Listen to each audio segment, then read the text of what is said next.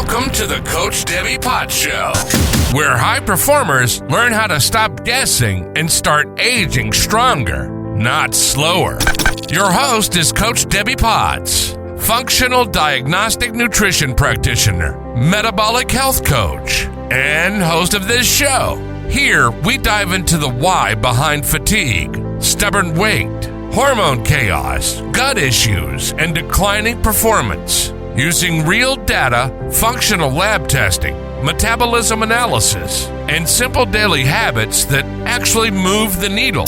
Whether you're an endurance athlete, an executive, or simply committed to becoming your strongest future you, you're in the right place. Let's get started. Hey everybody, it's Debbie Potts, and I have a new guest on the show, John Lewis, across the way in Florida. I'm over here in California, North San Diego, probably enjoying some nice weather as myself over there, John, and getting your morning sunlight. Definitely. It's a beautiful day in South Florida today. Yeah, I know everyone from California is leaving California, moving to Florida. So it's probably a Seems popular like place. it. Yeah. We're gonna have to put up a no more vacancy sign. We're getting overloaded. I hear that. Yes. So I wanted to talk with you about what your research is, and what we're really focusing on this channel is how to be fit and healthy from the inside out at a cellular level, what we can do to improve our future self. And a lot of our listeners are high performers. They're doing the exercise. They think they're eating healthy, but they're really, I find most people are just guessing what to do. They're listening to all these podcasts and social media, YouTube, TikTok, and trying all these things. And I'm really trying to give people the information. Here's some tools and what we need to look for, testing we can do to identify what should you do and create that personalized future you blueprint. And it sounded that you have some good insight on some areas we have not discussed before. So I'd love to just introduce yourself and say, let's dive into what you do and your purpose, passion, and why. Well, thank you for that. I'm a physiologist by training. I spent about 20 years at the University of Miami Miller School of Medicine as a professor conducting clinical trials in nutrition, dietary supplements, and exercise training. I've eaten a plant-based diet for 27 years. I was a drug-free competitive bodybuilder earlier in my life. I gave up my bikini and pursuit for stepping on stage to do other things, but I still train like a bodybuilder. I just don't desire to be 3% fat anymore. That's just too much. A lot of work. That's too much. That's just too much. I mean, I commend folks who can do that, but number one, I was not willing to do drugs, and number two, I could never see myself making a living as a bodybuilder. I mean, there's one Arnold Schwarzenegger and everybody else.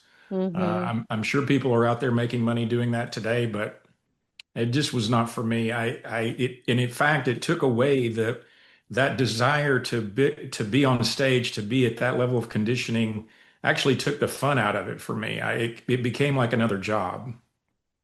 And so that was part of the reason I stopped competing as well. It was just too much. It was just way too much. And trying to be a scientist and a professional on top of that, it was just too much. I couldn't handle it. And I commend the people that do. I mean, there are people who work 40 or 50 hours a week and still go fairly high in bodybuilding, but that was just not for me. But anyway, the main thing that it did for me at that stage in my life was it conditioned me, or it changed me from looking at food as something that most Americans look at just to eat, right? You're hungry, you want to eat something that you like, that tastes good to you, and that's what you do. You eat, but you don't think about the consequences of that if you're not eating well. And so for me, bodybuilding was my first shift of just looking at food as, just something that I ate that tasted good to me because I was hungry. And then I changed to looking at food as something that I needed to do for a performance or goal-oriented perspective. It really didn't have much to do with health. I don't know how you view bodybuilding. I don't really view that as like a health pursuit. It's a very extreme thing that, again, most people, I mean, unless you're just a genetic freak, most people are not walking around 3% fat. And of course, I'm not talking about women, I'm talking about men. Women are, ideally you're 15% fat because you have much more of an impact on your hormones than men do in terms of, how your body responds to being that lean. So I don't look at bodybuilding as a pursuit of health. I mean, I kind of at that time thought I was very healthy, but in reality, it's a very stressful lifestyle. But anyway, I do credit it for shifting my perspective on food. So that was a very significant milestone for me. And then as I was getting into my research career, I was already doing research in nutrition and and different clinical trials in nutrition and exercise. And then I met a gentleman about 20 years ago by the name of Dr. Reg McDaniel, who turned me completely upside down. He started talking to me about sugar from aloe vera. And you kind of how dogs you say something to a dog and it's like, huh? It's like trying to figure out what you're telling the dog. That was my first reaction to Dr. McDaniel because I had no idea what this man was talking about, these sugars from aloe vera. And of course, we as Americans for the last at least half century, every time we hear the word sugar, what do we immediately think? Bad, right? Like Mm-hmm. there's no possibility that a sugar could be good for us. God forbid you take a sugar that's good for you. Like, oh my God, where'd that come from? And so he starts explaining to me this long journey he's had going all the way back to 1985 when this group of guys that had HIV at that time were taking this aloe product. They had no viral load and their CD4 cells were normal. Mm-hmm. Like, think about that for a second. Mm-hmm. 1985, you get HIV, what's going to happen to you? You're probably dead. Like, you're probably not going to survive too long. And yet, these guys were taking this aloe product and they had no viral, think about this for a second. They had no viral load and their CD4 cells were normal. Amazing, right? Like total Mm-hmm. medical heresy, like that. How does that happen? How do you even explain that from a conventional medical perspective? Well, Reg didn't believe them. I guess initially he thought he was being pranked, but thankfully for lots of people, they would not take no for an answer. And Reg went from as a pathologist running a pathology unit at a hospital in Dallas to basically practicing nutrition. And so from that time in 1985 up to when he met me in the early 2000s, we met through a mutual acquaintance at the medical school. He's telling me about all these incredible stories about using allopolysaccharides from everything A to Z. I mean, it's like from cancer to heart disease to diabetes to obesity to any type of neurodegeneration you can think of to genetic defects in children, including dwarfism, to restoring people that couldn't see before. I mean, just on and on and on, besides all the HIV stuff, just all these incredible stories that he's telling me. And I'm like, wow, like this is incredible. Like, what in the world is this allopolysaccharide? And so as he's like giving me this crash course, I mean, in my own training as a physiologist, what I learned about saccharides in general were that they were sources of fuel for the cell. Beyond that, I had no idea. I mean, I Mm-hmm. had no idea. And especially anything from aloe vera. I mean, what do you think of when you think about aloe vera? Yeah, soothing. I think of it as more soothing or just something put on burns. Exactly. That's Yeah. exactly right. I mean, I can remember my grandmother when I was just a little boy telling me, "Oh, John, you got sunburn. Here, let's put some aloe vera on it." Well, Mm-hmm. why did we use aloe vera? Why have humans been using aloe vera for millennia? Fortunately, sometime millennia ago, some humans said, "Wow, that's a weird looking plant. Let's see if it'll do anything." Like what's in it. And so, as it turns out, aloe vera is loaded with lots of nutrients. It's not just the polysaccharides. It literally has everything in it. It even has amino acids in it, fatty acids, vitamins, Mm-hmm. minerals, elements, all these different things. But the key to aloe vera, and this now fast forward 20 years from me meeting Dr. Reg and all the work that he and I and our colleagues have done at the university, is beyond anything that you can imagine. I would put aloe vera and the polysaccharides from aloe vera in particular up against anything else. The only other thing in my view of nutrition is the rice bran, which I'll talk a little bit about if you're interested, and then maybe curcumin. Like those are the only other nutrients that I would put in the same class of having this incredible healing potential. And so Reg is sharing me all these stories, telling me about all this work that he's done for all these years. And it was blowing me away. I mean, it was just truly mind boggling. So I credit this man so much. He's still going to his office every day. He's going to be 90 this year, still fighting the good fight like we are, still looking for money for research to continue understanding why these polysaccharides are so amazing. But it just completely changed not only my career, my life. And so maybe this is a good point to just for a second talk about sugar, because again, I mentioned this evil word, and you hear all these so-called experts, talking heads out there talking about, oh, sugar is bad for you. Well, first of all, that's an inaccurate statement, because there are lots of sugars in Mother Nature, and there are four different types based on their structure. And then, of course, they all come from different sources. But the four different types are monosaccharides. Those are one molecules of sugar like high fructose corn syrup. Then you have disaccharides, sucrose, that's your table sugar, your white table sugar. Again, if you're eating those types of sugars every day, you're probably not setting yourself up for the best metabolic health in the future. But then you have the two other types that are completely different. First of all, you have oligosaccharides. A very nice one to think of an oligosaccharide is your breast milk. Every woman's breast milk has these incredible oligosaccharides in them that are very important for the baby to consume for the baby's development. And then finally, you have these and the oligosaccharides are 8 to 10 molecules of sugar. So they're much more complex than the monosaccharides or the disaccharides, but nowhere near the polysaccharides. Polysaccharides have literally thousands of molecules of sugar in them attached to each other by these very sophisticated glycosidic bonds. They are literally like 5D structures. You cannot draw these things on a piece of paper or on a flat screen on a computer. They are literally the most complex sources of coded information known to humanity that are, again, provided by Mother Nature. So when you compare them to amino acids, fatty acids, any other kind of nutrient, nothing else even comes close to these things. So when we consume them, and that's not just true for the polysaccharides, it's true for everything. When we consume something, either orally or if it gets through the skin, our genes recognize that information. That's a library of coded information.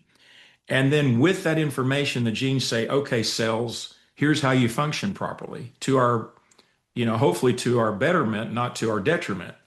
But this is one of the theories why one of our working theories, why that we believe these polysaccharides, when you consume them in the diet, that you get such remarkable effects and remarkable responses. And let me also take the time to say that I never want to hear anyone quote me to say that Lewis said you could use nutrition to treat disease. I never say that.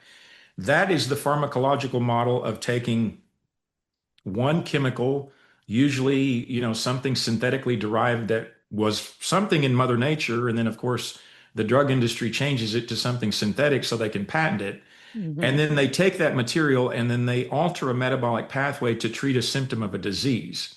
But that has nothing to do with the underlying cause of why that disease occurred in the first place. You take the nutritional model, which is providing these raw materials from Mother Nature that our genes recognize and interpret as saying, yes, that's what I need to tell the cells how to function properly. And then that allows the inherent intelligence that each one of us has in this machine that we call a body to be able to function properly. And if we are in some sort of an altered health state, to repair, restore, and return to homeostasis. And through that, we've seen, again, time after time, incredible responses. So that's the nutritional science model, not the pharmacological model. So I never say that we're using polysaccharides from aloe or rice bran or anything else to treat disease, but to support the body's own inherent ability to restore itself. So that's a completely different model, and a very powerful model, by the way, that is completely different from what Big Pharma wants us to do. So I may be jumping off the track a little bit, but you can tell my you're passionate. You can tell my passion is about these polysaccharides. And I haven't even told you about our research yet, but my mission in life is to tell people about these polysaccharides, to not be misled that all sugar is bad for you, because that's a bogus statement. And if you use the correct ones, like these that we've studied in our research lab from aloe and rice bran, that you can have incredible responses, and it can be another just incredible tool in your toolbox to help you be healthy and to live your optimal life. I know you say you already work with a lot of high achievers, so, but I'm almost going to bet you every dollar that I have that all those high achievers have never even heard what I'm talking about. So going to you're talking about aloe vera research, and it's more the polysaccharides, and you said they're 5D structure, but let's go into what they do. What are the benefits? What Yes. are the reasons we should be adding these foods into our food plan?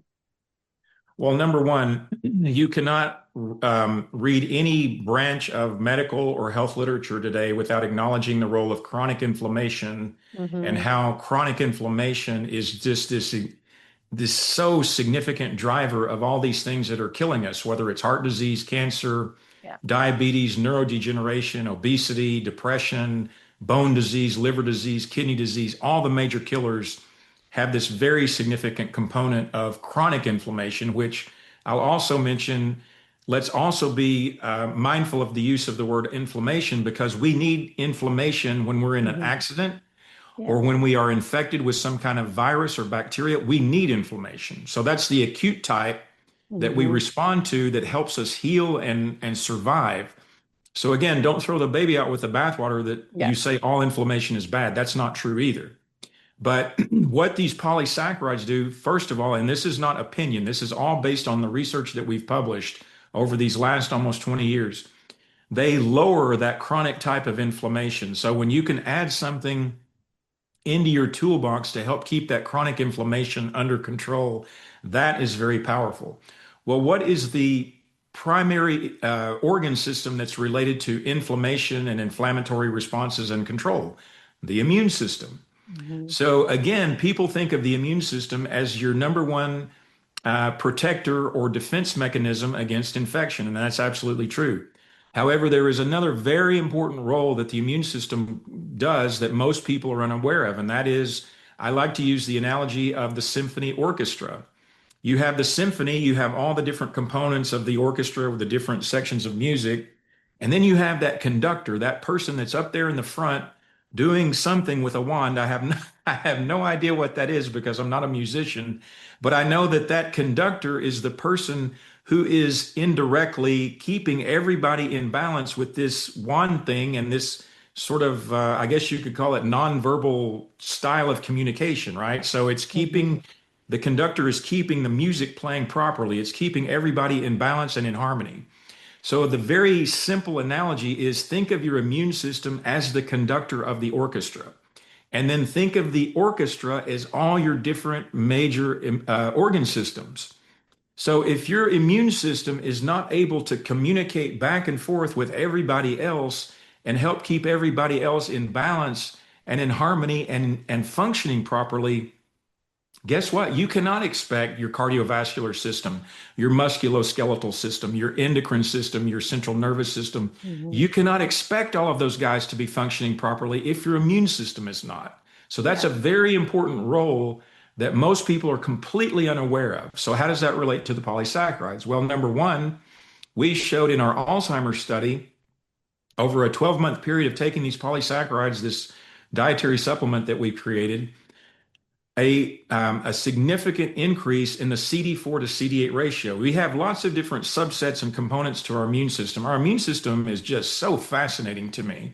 And our CD4 cells are our helper cells. I mentioned those a moment ago with the HIV story. And then our CD8 cells are our cytotoxic cells.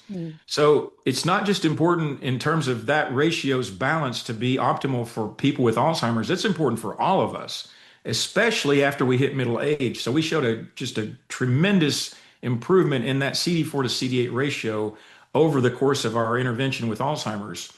We also showed there's a cell called CD14. This is an adult stem cell. It's, again, made by the immune system. This stem cell can turn into neurons. That didn't come out of our laboratory. That came from other research. But we showed in our Alzheimer's study a 286% increase in these adult stem cells over that 12-month period in response to our dietary supplement. Think about that for a second. These people had moderate to severe Alzheimer's disease. They had all kinds of other issues, comorbid issues, be it diabetes, different forms of heart disease, depression, you name it. And oh, by the way, they were 79.9 years of age on average. Great. And we turned on their adult stem cell production process by just under 300% over that 12-month intervention. Unheard Nice. of. Mm-hmm. Unheard of. There's nothing else in the scientific literature like this. So when you look at those different effects at the cellular level, they're very powerful. Now, what happens on the clinical practical level? Of course, you were introducing me as my work in brain health when we started this conversation. Well, when you think of Alzheimer's disease, what do you think of? You typically think of loss of memory, right? Yeah. But it's actually much more than that. It's not just your memory, it's your ability to recall where you put your keys. It's your processing Mm-hmm. speed. How quickly can you answer a question when somebody asks you something? It's your executive functioning. Do you know how to balance your Mm-hmm. checkbook, make a grocery list, pay your bills, do all these other things to manage your life? There are lots of different things that go into what we refer to as cognitive functioning. So Alzheimer's is a deficit much more than just your loss of your short-term and your long-term memory. It's all these different aspects of cognitive function. And again, when you think of Alzheimer's disease, it's much more than that. So just remember that it's all the different components beyond just memory issues when it comes to cognitive function. So when you look at what has been conducted in the literature, and I'm talking now for decades, in trying to help people with Alzheimer's disease to improve their cognitive function, I'm talking, of course, the 5 FDA approved drugs for dementia, they do basically nothing. If the Mm-hmm. person's lucky, you might have some delay of progression of the disease for a few months, maybe even a year or so. And then after that, unfortunately, the person keeps falling off the cliff. You can look at any type of diet, any other dietary supplement, exercise, hyperbaric oxygen, red light therapy, sound therapy, music therapy, cognitive behavioral therapy, you name it. Our formula showed something incredible. At 9 and 12 months, we assess cognitive function at baseline, 3, 6, 9, and 12 months. At 9 and 12 months, in response to our dietary supplement, we showed clinically and statistically significant improvement in cognitive function. And that's according to the ADAS-Cog, which is considered the gold standard for assessing cognitive function, especially in people with Alzheimer's disease and dementia. There is nothing else in the scientific literature like that. And I'm so proud of that work. And if I sound like I'm bragging, I am a little bit because there's Mm-hmm. nothing else in the scientific literature that even comes close to what we showed. Nothing else. So going into, we look at the why did things work, mechanism of action, root cause medicine. We go back to the immune system is what we're working on with these polysaccharides and adding them in through food or supplement form to help our Well, not microbiome. you won't get them in food. It'll be impossible. Okay. Okay. So you're taking a supplement to get, as from aloe vera, to get the polysaccharides. But are you referring to boosting the immune system to make us more resilient? Is what you're looking at to get the changes for the gut health to change brain health? Well, again, that is part of the story. I mean, it's so what our research shows is, I mean, talking about the function of the brain, how do you assess that or how do you measure that? I mean, you can do EEGs and look at waves, the different waveforms in the brain. You can certainly look at imaging. We didn't have the funding in our budget to look at imaging, and this study was conducted about, it's hard to believe now, it's been like 13 years ago. So, even at that time, I wasn't sure what the technology could even do in terms of looking at the brain and looking at changes in the brain, more importantly, over time. I know that technology has advanced quite a bit since we ran the study. Mm-hmm. But so what you do is you utilize measures of, again, what are referred to as cognitive function, and then that's like a proxy of brain health. I mean, that's really the best that you can do because you can't. I mean, it's not like taking blood where that's, for example, liver enzymes or lipids or other things that are classically looked at for either, different forms of heart disease or diabetes or liver disease or kidney disease. I mean, there are very established, well validated markers to look at different ways of how other organs function. With the brain, it's not so simple again. So there's not really anything that you can draw in the blood and say, yeah, your brain's working better, right? I mean, there's just no such thing. So you have to, again, use this proxy measure of cognitive function to assess brain health. But as we looked at other indicators in the blood, so for example, we looked at a protein called brain-derived neurotropic factor. Now, BDNF is a protein that's very significant linked to your hippocampus functioning, which is involved in memory creation, among other things. And it's also generally looked at for this concept of neuroplasticity. Did you know 20 years ago, the concept of neuroplasticity wasn't even accepted? Like we used to think 20 and years ago and on back that you were born with a certain number of neurons and other brain cells, and that was it. Like if you became an alcoholic or a drug user or abuser or just generally didn't take care of yourself, as you lost brain cells, you never got them back. But now we know that parts of the brain can actually restore itself. It can actually create new brain cells. And so BDNF is a very interesting protein when you look at these kinds of topics. And so we looked at BDNF in two other papers, and we didn't show a statistically significant increase in it in response to our supplement. But what we showed was something that it increased, and it was also related to different measures of both cognitive function and immune function. And then in a fourth paper that we published from this study, we looked at two different components of the immune system, which are referred to as the Th1 component, which is your pro-inflammatory side, and the Th2 component, which is your anti-inflammatory side. And then we looked at how that changed over that 12-month period. And then we looked at how that correlated with cognitive function over that 12-month period. And we had some very nice findings where rebalancing of that Th1 to Th2 ratio was actually correlated with improved cognitive function.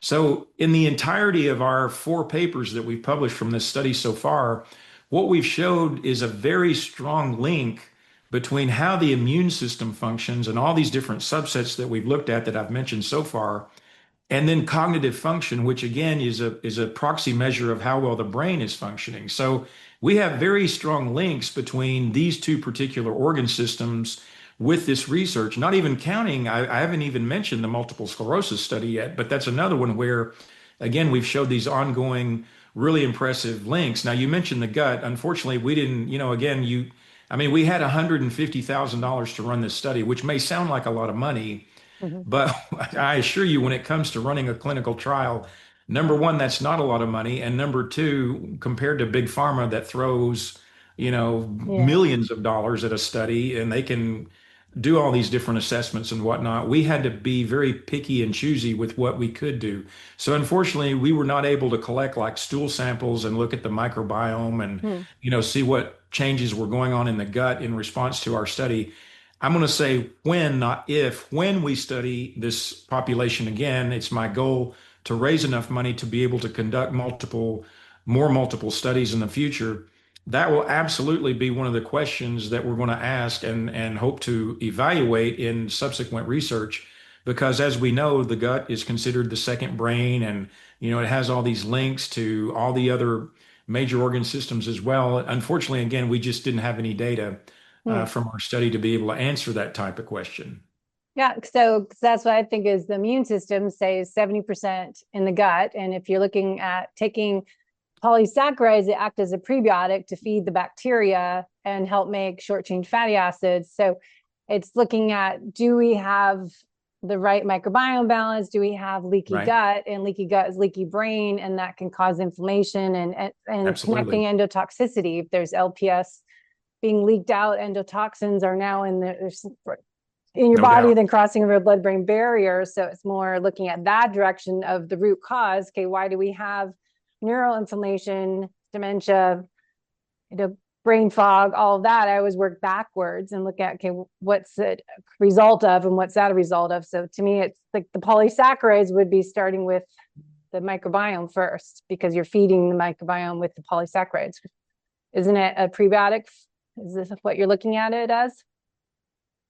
Again, that's part of the mechanism. We didn't look at the microbiome in our study, but more specifically to what we showed and what we studied is that in addition to that prebiotic mechanism that you're suggesting, and that I agree with you, they also function as signaling molecules or mechanisms for the immune system. And again, just looking at all these different responses that we that we published, this is not an opinion-based statement. It's very factual. So yeah, I mean, these things are just incredible. And again, it goes back to this notion of all of this coded information that they contain. And that's why they have all of these, they're almost like adaptogens, right? Like they have this ability to like turn on this component, turn off that component, turn down this amount of inflammation, turn up this amount of inflammation. It's just incredible how many different mechanisms that these polysaccharides can actually affect and alter. It's phenomenal.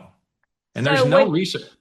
do you feel that we're not getting it? You can't get it through food. You're saying we can't just eat certain foods to get the polyphenols enough to create a good, healthy effect, that we need to look at the why are we not getting enough of these polysaccharides?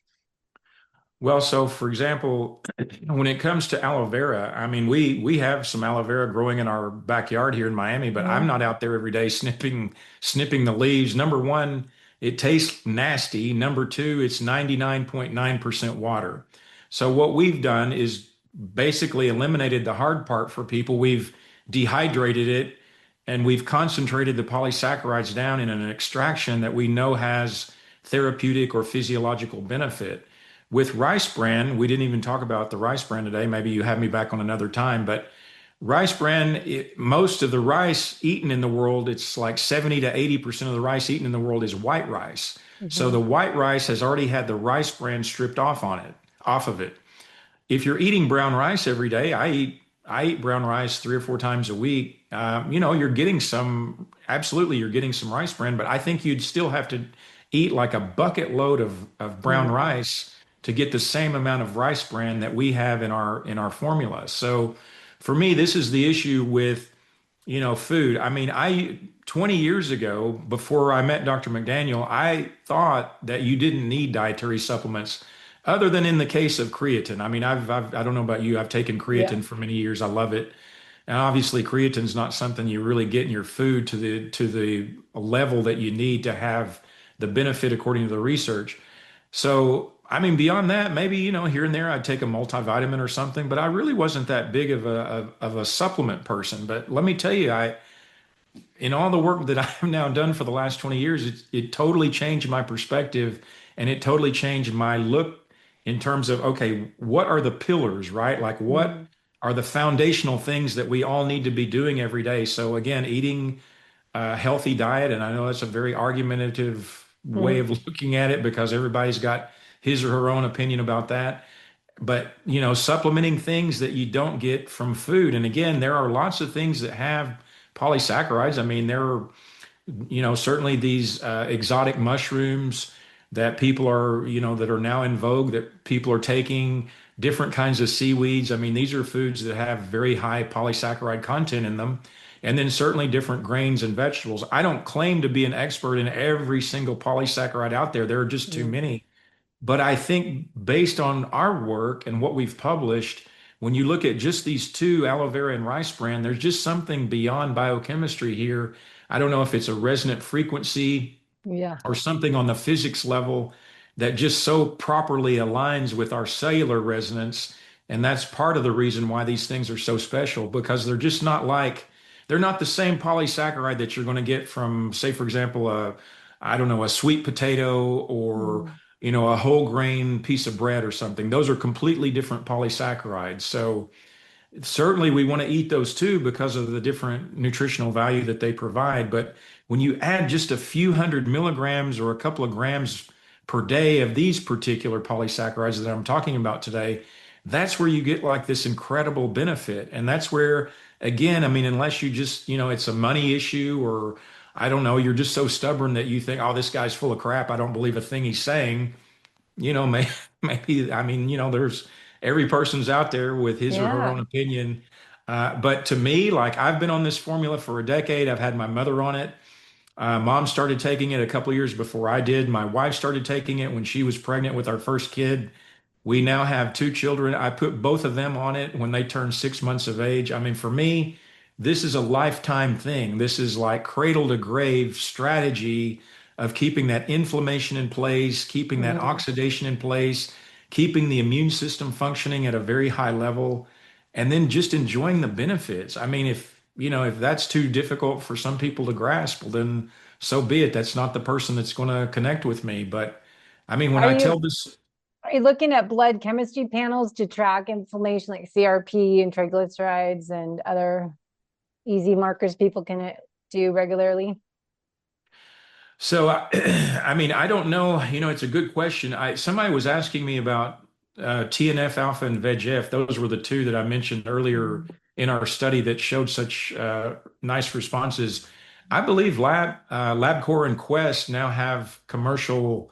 You can get those commercially. Like CRP's been obviously around for a very long time. My main issue with CRP, we looked at CRP in a lot of our different studies over the course of my academic career. And the problem that I found with CRP is that, let's say you're going to be in a study for 6 months and you're going to have your blood drawn at baseline, 3 and 6 months, just three simple assessments. And so you come in at baseline, you're fine, you get your blood drawn, here's your CRP level. It just so happens you had a cold at 3 months when you come and get your blood drawn. Guess what happens to your CRP? It goes Mm-hmm. through the roof. It's so sensitive. And then you come back at 6 months, that cold went away, and then your CRP value went back down to, somewhere around like what it was at baseline. But that 3 month value just completely screwed your statistics. So that's the problem that I have with CRP is it's so reactive to just anything. Like literally, I made a joke about it, like, oh, you get a hangnail and your CRP goes up. Like Mm-hmm. for me, it's not the greatest indicator of Measure. inflammation. I mean, if you're taking, all these different precautions, like I'm sure you do, and like I do every day with exercise and diet and your supplements and all these other things, probably your CRP level should be very low. Again, if you have Mm-hmm. some acute cold or flu or something, it's going to be higher. But for me personally, I like things like TNF alpha, VEGF, IL-6, interleukin 6, IL-2, IL-10. There are several that, again, I believe they're pretty commercial now. I mean, they used to Mm-hmm. be 20 years ago, like very, science-y, like you would only see Yeah. these at research laboratories. But I'm pretty sure that you can now get those commercially fairly easily. Yeah. So I would look into things that are more like that are better indicators of like heart disease and cancer. I mean, our study in Alzheimer's was probably the first one showing the effect of enhanced nutrition, lowering TNF alpha and VEGF in response to dietary supplementation in that patient population, because those have typically been looked at in heart disease and cancer. But I would encourage anybody to, if they're interested in those kinds of markers related to inflammation, to talk to their physician and then ask what could be done, and then maybe call up LabCorp or Quest or whatever lab, that the person's insurance covers, and then see what would be possible for looking at some of these inflammatory markers. Yeah, good point. So going back, question on the rice bran is one of the options to improve these polysaccharides in our body for immune health, inflammation. Is rice bran sourcing something we need to pay attention to, because rice bran's the hull around the rice, and if it's exposed to more toxin chemicals, that's where it's going to be found. So you have to make sure the sourcing matters. No question about it. Well, remember, rice has three primary layers. It's got the outer husk or hull. That's basically inedible. That'd be trying to like eat cardboard. And then you have the rice bran under that. And then you have the big white endosperm under that, which is, again, white rice. But yes, I mean, like what we do with our product, I mean, we have very good independent third party testing. We make sure that the supplier gives us their testing. And then when we make our formula, we do our own testing to make sure that not just the rice bran, but all the materials are not contaminated. And we've never had anything above what is considered to be within normal limits of testing of any type of heavy metal or arsenic or any type of bacteria or microbiological contamination. And if we did, we wouldn't sell it. I wouldn't take it. I wouldn't sell it. I wouldn't even deal with it. I would just throw it away. It'd be money that we lost. But that's the duty that we have to, being responsible business people. Yeah, well, I figured that. That's why I just want to point out to people not to just go buy whatever they think they hear about from these type of podcasts, because the stuff on the shelves in the drugstore, grocery store aisles are not typically third-party tested, and you have to remember the sourcing of it and quality mattered, so you're not adding more chemical toxins, heavy metals into your body. That's right. Something.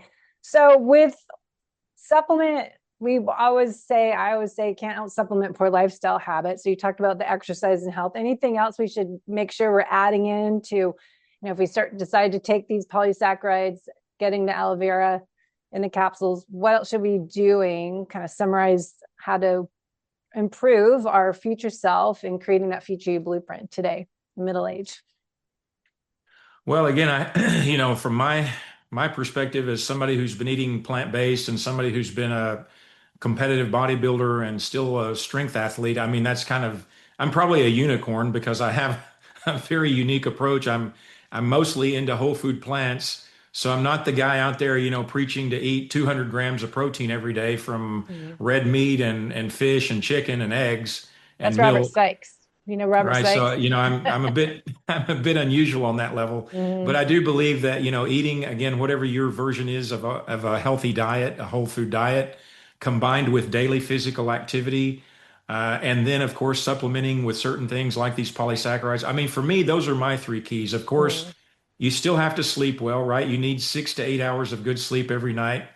If you're smoking today, I don't know what's wrong with you. Like really, like why in the world would you smoke tobacco or really even use any tobacco products? Alcohol, that's another interesting one that's shifted a lot in the last decade. Like you used to think, oh, well, I'll drink my glass of red wine every night with dinner and it's very healthy because I'm getting my resveratrol. And now people are saying there's no such thing as even a minimal amount of alcohol intake that's safe, especially for women and their breast cancer risks. So, I personally, I don't drink. I've never smoked. I've never used any tobacco. So I'm kind of out of that. And then hydration. I mean, that's another one that I think people are completely ignoring and they are missing out on because there's a very tight window. You can get your sodium checked if you feel like you're dehydrated, but you should be drinking.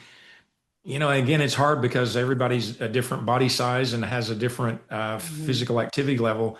But you need to be drinking enough good, pure, clean water every day. And I'm not talking about tea or coffee or, God forbid, soda or energy drinks or any of this other stuff. I'm talking about pure, clean, good filtered water. And if you don't like that, splash a little bit of lemon or lime in it.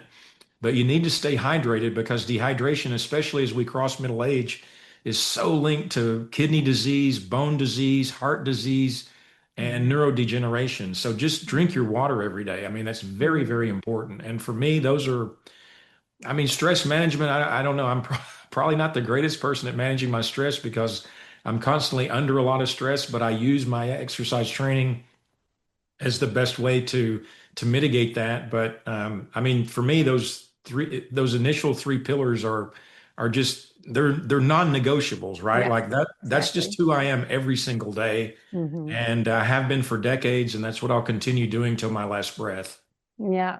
Well, I call it the holistic approach. The holistic method is really working on what you need to do with the stress and the stress management, being more resilient, I think is important as sleep. They're just these two things we need to almost work on first because nothing else really works well. If we don't have good sleep, quality sleep, not just going to bed, but quality restorative sleep, I think is so key for most people. And you can't sleep if you're stressed out. So I think they go hand in hand to be a health optimizer.